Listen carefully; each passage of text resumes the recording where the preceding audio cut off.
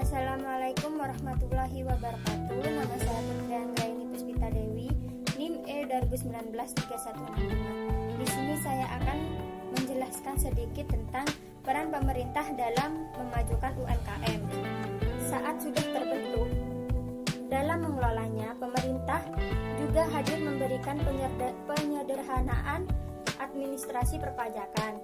Selain itu, pemerintah juga menyediakan bantuan dan pendampingan hukum bagi UMKM, pelatihan dan pendampingan sistem aplikasi pembukuan dan pencatatan keuangan UMKM. UMKM diberi perlindungan agar tidak dikuasai atau dimiliki oleh badan usaha-usaha yang berskala besar. Dalam mengembangkan UMKM tersebut, pemerintah memungkinkan kegiatan usaha UMKM menjadi jaminan untuk mengakses kredit pembiayaan usaha. Selain itu, pemerintah juga mengalokasikan produk UMKM dari hasil produksi dalam negeri dalam pengadaan barang atau jasa pemerintah. Sebagaimana jika dikaitkan dengan PP nomor 7 tahun 2021 pasal 118 dan pasal 125, dapat diketahui bahwa pemerintah menyediakan data dan informasi para pelaku usaha, mengembangkan proyek usaha, memfasilitasi dengan kebijakan umum, serta melakukan koordinasi penyusunan kebijakan dan program pelaksanaan, pemantauan, evaluasi, dan pengendalian umum terhadap kemitraan usaha, di mana pemerintahan juga memberikan bantuan modal kepada UMKM tersebut. Mungkin cukup sekian dari saya. Mohon maaf jika ada salah. Wassalamualaikum warahmatullahi wabarakatuh. Assalamualaikum warahmatullahi wabarakatuh. Nama saya Dianisa Yusafira, NIM E2019-3174. Di sini saya akan menanggapi perkembangan UMKM di Indonesia. Dari tahun ke tahun, UMKM terus berkembang dan jumlah total unit UMKM juga terus bertambah. Dengan banyaknya jumlah UMKM, tidak heran lagi jika UMKM itu merupakan penopang pertumbuhan ekonomi. Hal ini karena dalam UMKM itu menyerap lebih banyak tenaga kerja sehingga dapat meminimalisir tingkat pengangguran, serta UMKM itu juga sebagai penggerak perekonomian bagi masyarakat yang berpendapat rendah, di mana untuk menjalankan sebuah kegiatan ekonomi yang produktif. Nah, bukan hanya pada saat kondisi normal saja, UMKM itu juga menjadi pengaman di masa krisis seperti pada masa pandemi seperti ini. Dengan adanya pandemi COVID-19, banyak tenaga kerja yang di PHK akibat pemberlakuan PSBB, sehingga dengan adanya UMKM tadi itu dapat menciptakan kesempatan kerja yang luas dan memiliki daya entrepreneur yang luar biasa di dalam masyarakat.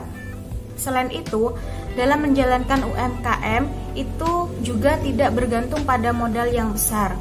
Sebagaimana dikaitkan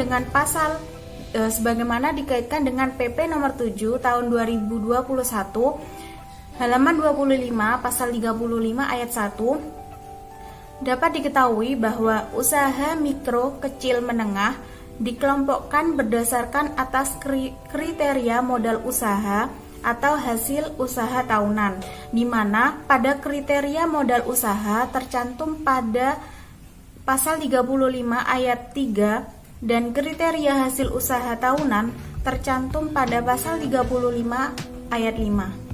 Sekian dari saya, kurang lebihnya mohon maaf. Wabillahi taufiq wal hidayah. Wassalamualaikum warahmatullahi wabarakatuh. Assalamualaikum warahmatullahi wabarakatuh.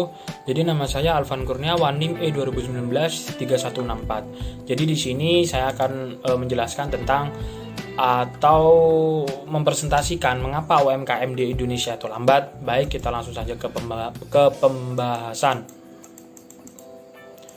Jadi penyebabnya yaitu karena kapasitas manajemen dan sumber daya manusia atau SDM yang rendah dan terbatas. Jadi ada banyak faktor selain itu yang bisa dipengaruhi pada kapasitas manajemen dan SDM. Jadi seperti kemampuan dasar produksinya, marketing, skill, dan juga pengetahuan. Selain itu yang bikin UMKM di Indonesia itu lambat karena permasalahannya yaitu yang paling klasik adalah soal modal. Jadi permasalahan UMKM yang paling sering kita temui yaitu modal yang sangat terbatas. Jadi anggapannya gini, jadi pelaku UMKM ini saja itu pasti memiliki banyak ide bisnis. Nah, tapi untuk mengembangkannya usahanya itu dia itu membutuhkan modal. Dari sini harus terhenti karena tidak adanya modal. Nah, jadi jika ditelusuri di belakang, banyak pelaku UMKM yang kesulitan untuk mendapatkan modal tambahan. Jadi modal tambahan dari lembaga keuangan dikarenakan banyak persyaratan yang belum terpenuhi. Nah, dari situ permasalahan yang kedua yaitu terkait urusan perizinan. Jadi pelaku UMKM ini sebaiknya sudah mengantongi surat izin usaha perdagangan SUIP.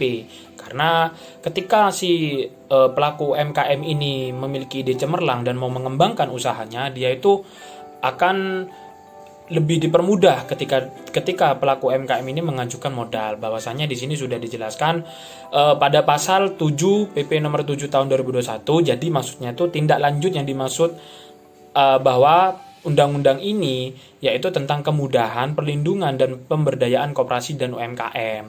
Jadi pasal 70 PP nomor 7 tahun 2021 itu anggapannya sudah memfasilitasi untuk pelaku UMKM di Indonesia lebih mudah dalam menjalankan UMKM-nya ke depan. Jadi seperti itu. Baik, sekian.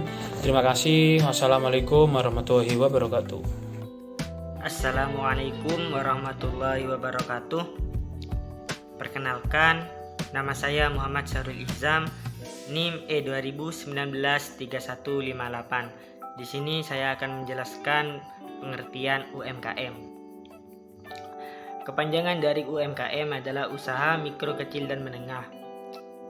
Pengertian dari UMKM itu sendiri adalah sebagai bisnis yang dijalankan oleh perorangan atau individu atau rumah tangga atau badan usaha kecil. Penggolongan UMKM lazimnya dilakukan dengan batasan omset per tahun, jumlah kekayaan atau aset, serta banyaknya karyawan.